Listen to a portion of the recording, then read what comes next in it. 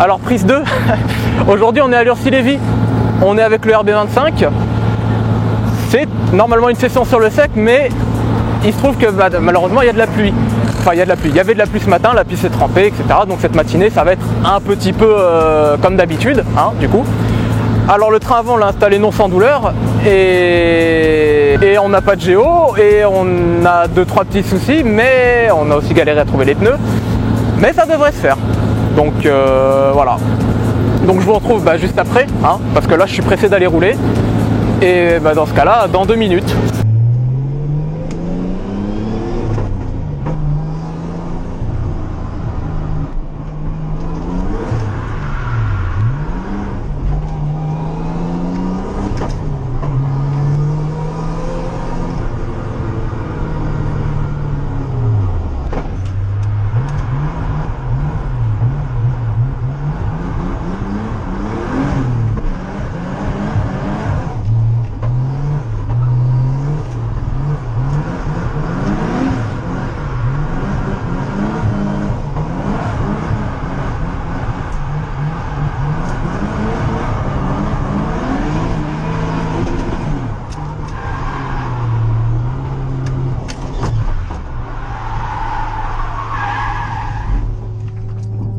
C'est pas ouf, hein.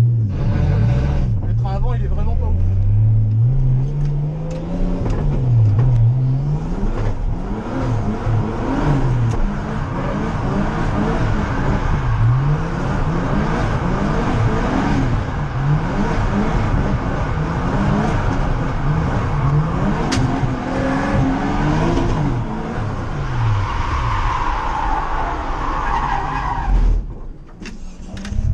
Ouais, c'est très bizarre.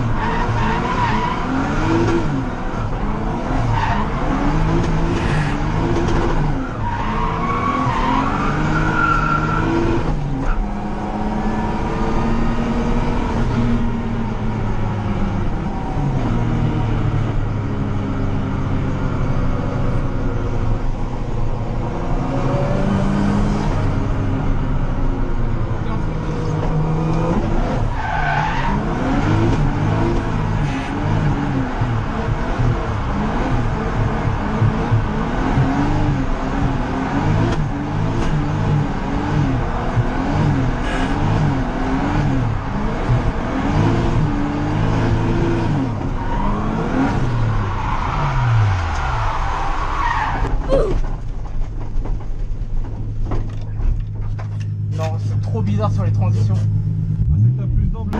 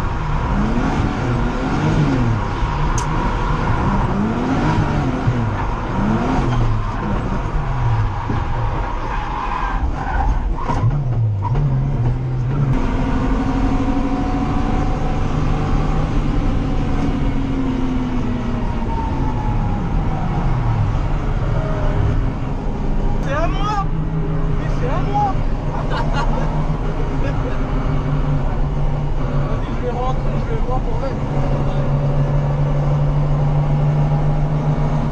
Eh ben, bien le rebonjour. Alors, c'est vrai que l'Ursi c'est pas mal, c'est grand. On fait des mendiers en 4 dans la ligne droite, on fait plein de trucs. Mais quand tu fais pas une géo sur le train avant, il peut se passer des trucs. Et quand il peut se passer des trucs, des fois c'est pas souvent très positif. Mais il se trouve qu'on a fait encore un autre truc cocasse. C'est que l'aile, elle a commencé à voler.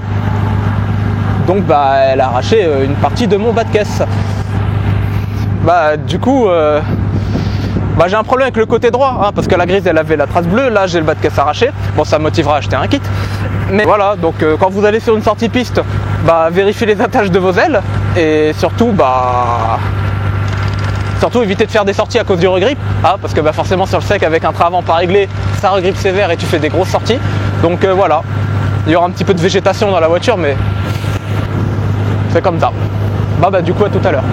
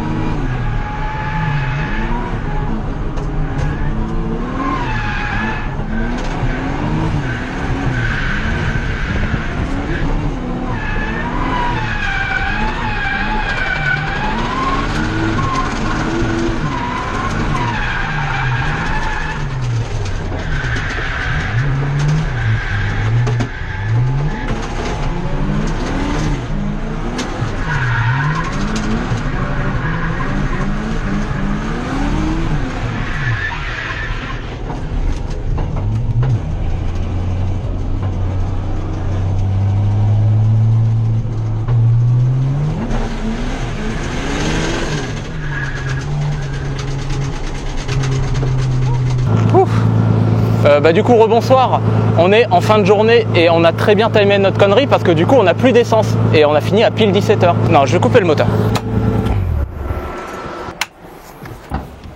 Donc ce que je disais, c'est que du coup la journée est finie. On a un peu roulé, on a cramé en tout, non peut-être 8. Ouais, on a cramé à peu près 6-8 pneus, 2 en 16, la plupart, enfin tout le reste en 17. Et du coup,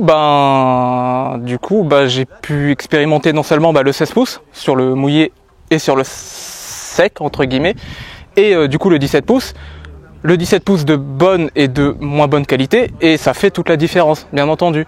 Le 17 pouces de bonne qualité, c'est de la bonne qualité, donc on peut faire des trucs qu'on ne pensait pas faire avant, et ça c'est extrêmement bien. Merci à Alexis, qui m'a filé 2 pneus en 17.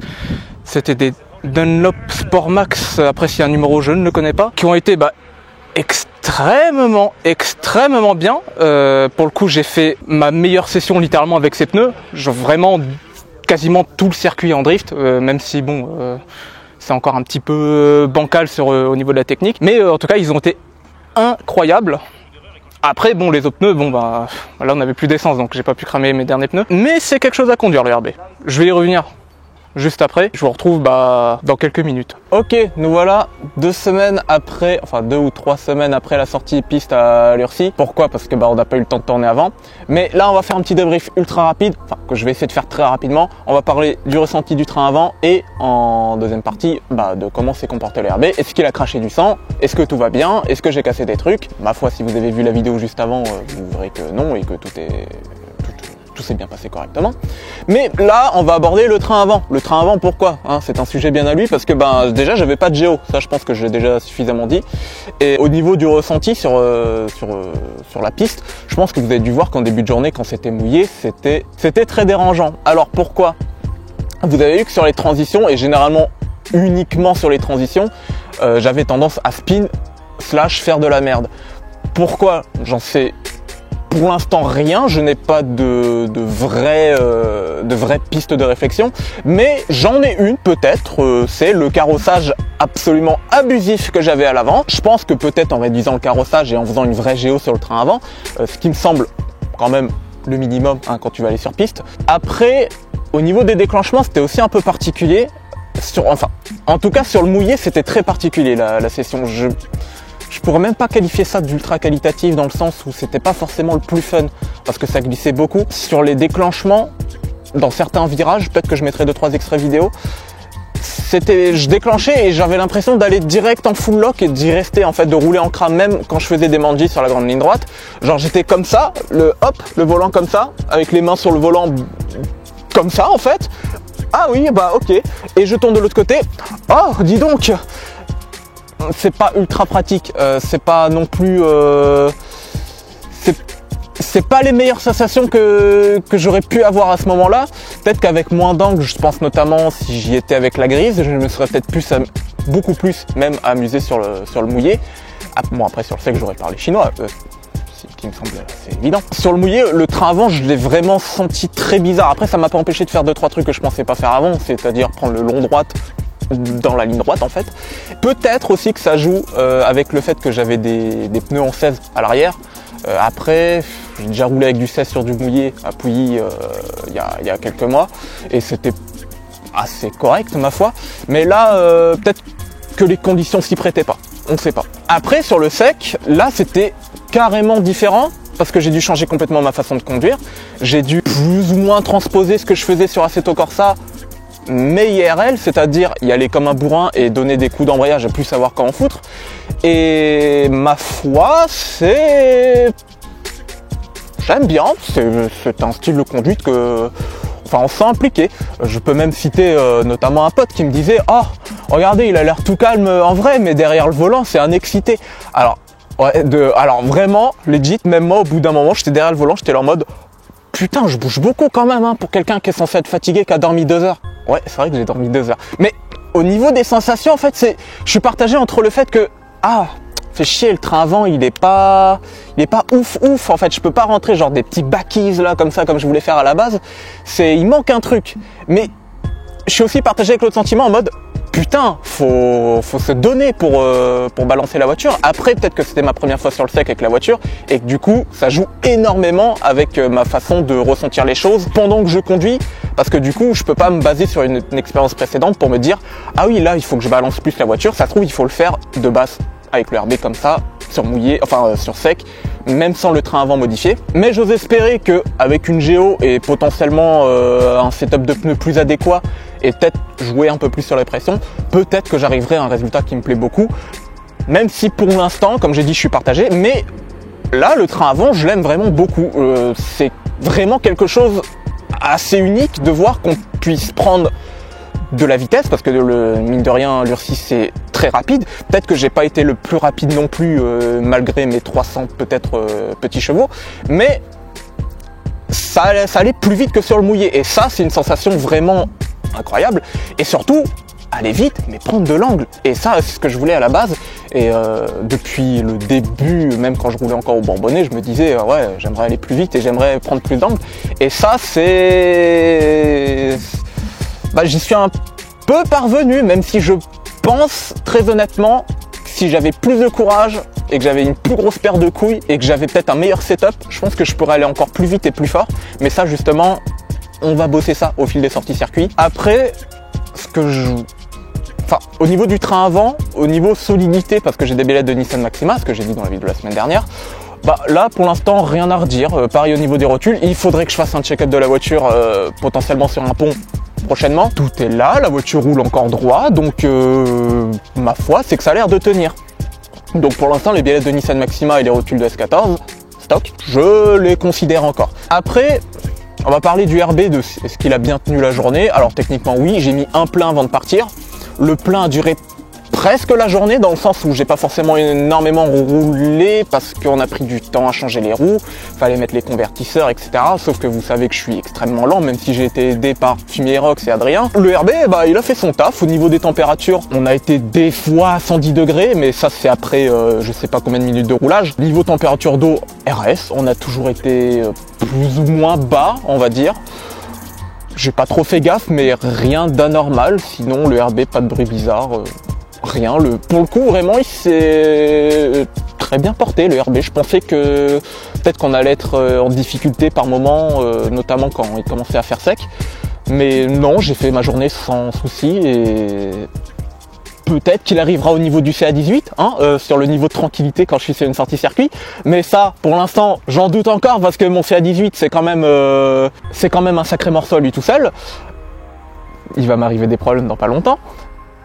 J'espère pas. Non, ça va, non, j'ai confiance. Et en 3 ans et demi, si là, maintenant, il va me faire de la merde, je comprends plus rien, gros. Et à un moment, je suis la grilleuse, j'ai des problèmes, non. Sinon, après, la sortie circuit, elle s'est extrêmement bien passé, j'ai eu 0 souci, j'ai appris énormément de choses. Merci infiniment à Alexis pour les 2 Dunlop qui m'a gentiment prêté, parce qu'à la base j'avais pas assez de place dans la voiture. Je lui ai dit gros, je suis baisé, je peux pas tout mettre dans la voiture parce que sur un camion plateau t'es obligé de mettre tout dans la voiture et j'avais des pneus de prévu et le problème c'est que j'ai pas pu tout mettre. Il devait me rester peut-être 6 pneus à peu près chez moi, 6 pneus que j'ai pas pu mettre justement dans la voiture et j'arrive sur la sortie circuit, il me fait gros 6 pneus, il me déballe une pile de 6 pneus dont les 2 Dunlop Sportmax qui m'a prêté et j'ai rentré mes meilleurs runs de la journée. Peut-être pas forcément au niveau de l'angle, de la trajectoire, etc. parce que j'ai beaucoup de choses à rebosser, mais vraiment au niveau des sensations au volant et du plaisir que j'ai pris, c'était incroyable. On ne le voit pas dans la vidéo, mais après j'étais dans les stands et j'étais euphorique. C'était vraiment... J'ai encore les sensations dans les mains, ça fait plus de 2 semaines gros que j'ai pas conduit. Et vraiment prendre des pneus de bonne qualité à l'arrière, c'est infiniment trop bien. Genre, de ouf en fait, c'est... j'ai vraiment envie de rouler en fait avec des bons pneus à l'arrière. Putain. Mais bon, on va éviter de faire 10 minutes sur les pneus, même si je me répète, ils étaient beaucoup trop bien et que c'était... Mec, c'était ouf gros.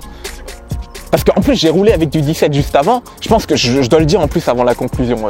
J'ai roulé avec du 17 avant qui datait de je sais pas quand, et c'était bien, c'était beaucoup mieux que le 16 pouces, ne roulez jamais en 16 pouces avec le RB, enfin pas en 205/55/16, mais la différence entre du 17 et du 17, et pourtant j'avais du 2,25 sur le run d'avant, là j'avais du 2,15 avec les pneus d'Alexis, elle est incroyable la différence, j'avais plus de grip.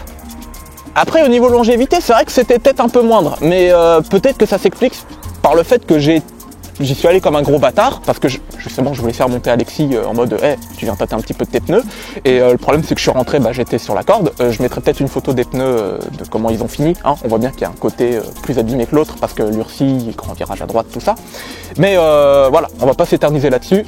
L'Ursi c'était extrêmement bien, j'ai appris de ouf, c'était une des étapes les plus importantes dans mon apprentissage, après celle avec Anton Amar en début septembre parce que c'était ma première fois sur le sec. Le sec c'est génial, j'aime beaucoup le fait d'être extrêmement bourrin.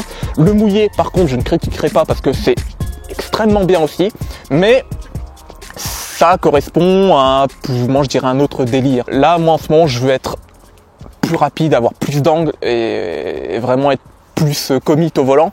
Et le mouillé, ça restera bien, je continuerai d'en faire si j'en ai l'occasion.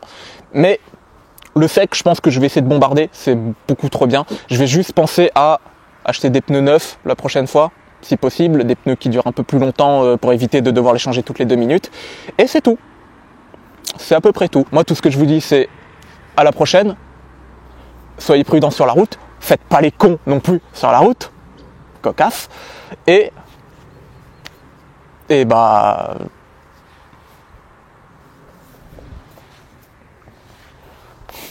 à plus.